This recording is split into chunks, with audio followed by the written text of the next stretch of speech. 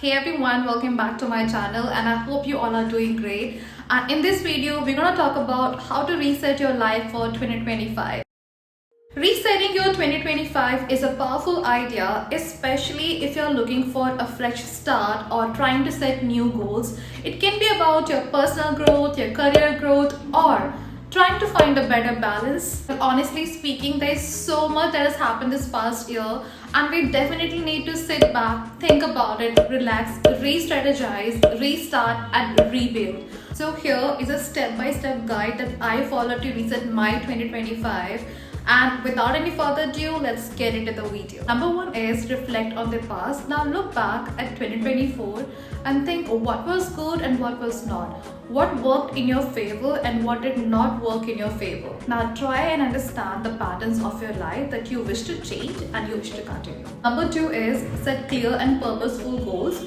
Here comes your vision board, like what do you want to achieve in 2025? What are your goals? And break these goals into very specific achievable goals so it's become easy for you to plan and take actions on it. Now you can even categorize your goals into certain categories like professional goals, which is your healthcare, which is your relationship. Now your professional goals, which is your financial goals, your career goals. Now your emotions, which is your spiritual journey, your self-care. So always the focus should be on progress, not perfection, because one single step and being consistent can lead you to big changes and big success. Number three is declutter and organize, which means removing everything and anything that does not serve your goals. Now, for example, let's talk about physical space. Clear out the items that does not serve your higher version or does not reflect your current identity. Now let's talk about digital space, which is very important. Clean up your device and subscribe from things that does not add any value to your life and organize your phone plus your digital life. Now something which is equally important is your mental health and your emotions. Please let go of any grudges that you have or any limiting beliefs. Try meditation or journaling because that really helps. Number four is adopt new habits and routines. You can try creating a perfect good morning and good night routine for yourself that you really look forward to. For example, you can start your day with intention. For example, like you can read, you can meditate, you can exercise, and you can end your day with a perfect good night skincare routine. You can even try writing down things that you're grateful for in your life, which will of course increase your manifestation abilities and you will attract more abundance, more good vibes, good energy in your life. And you can even try planning your next day outfit and then go to bed, which makes your work easy, like it removes a lot of hassle when you wake up in the morning. Now number five is invest in yourself. Invest in you and your dreams. It is really important.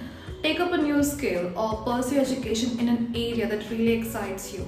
You can even try reading self-development books and listen to podcasts that will actually help you to get insights and help you to understand who you are and who you really want to become. So focus. Number six is surround yourself with right people. Having the right support system is very important, and equally important is who you want to be with. Not everybody is your friend. Not everybody will have the best interest for you in their heart. Now evaluate your social circle. Who drains your energy? Who energizes you? Who is perfectly aligned with your values, your goals, your belief, your morals, everything. And if you see someone being mean to you, darling, cut them off from your life because your energy is precious. It's not someone to waste on just like that. Just cut them off, block the number, delete them from your life completely. Now try and find people who supports you, who motivates you, who want good things for you. Just be mindful, be nice, but not stupid. Now number seven is embrace the failures. Failures are a part of your growth. Understand that setbacks are completely fine. They are normal. It is just an opportunity for you to learn and grow.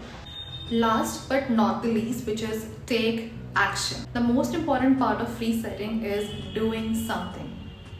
Even if you start small, it's completely fine. Take actions towards your goals, even if it is one small step today. Now 2025 can be a most transformative year if you approach it with intentions and clarity. So I hope these tips are going to be helpful for you, and I'll see you in the next one. Bye-bye.